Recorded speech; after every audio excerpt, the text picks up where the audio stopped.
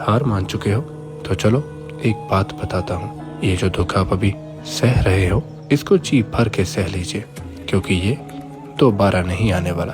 कोई और दुख किसी और तरह से अवश्य आ सकता है, लेकिन ये दोबारा नहीं आएगा।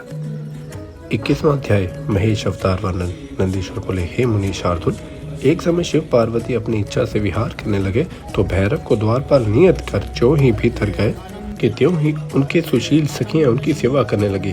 पश्चात परम स्वतंत्र शिव जी कुछ ही देर उनके लीला कर प्रसन्न हो गए और उन्मत्त पार्वती जी द्वार से बाहर जाने लगी। द्वार पर भैरव द्वारपाल थे। तब जो ही भैरव की दृष्टि पार्वती जी पर पड़ी, उनके मन में विकार आ गया और वे पार्वती जी को स्त्री के भाव में देखते हुए उन्हें बाहर जाने से रोकने लगे। पार्वती जी उनके भाव को समझ गई। उन्हें भैरव के प्रति बड़ा क्रोध आया। फिर तो पार्वती ने उस भैरव को शाप दे दिया कि तूने मुझको स्त्री की दृष्टि से देखा है, इस प्रकार तू पृथ्वी पर जाकर मनुष्य पर प्राप्त करेगा। पार्वती जी द्वारा भैरव के शापित होने पर वहाँ बड़ा कोलाहल मचा।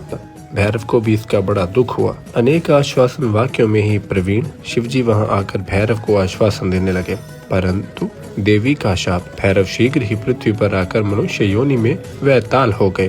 पश्चात उनके स्नेह से पार्वती सहित शिवजी भी लौकिक की गति का आश्रय ले लीलावत पृथ्वी पर अवतार लिए। तब यहाँ शिवजी का नाम महेश और पार्वती का नाम शारदा हुआ। शिवजी का यह चरित्र धनदायक तथा सब गणों को प्राप्त करने वाला और अंत में मोक्ष पद है।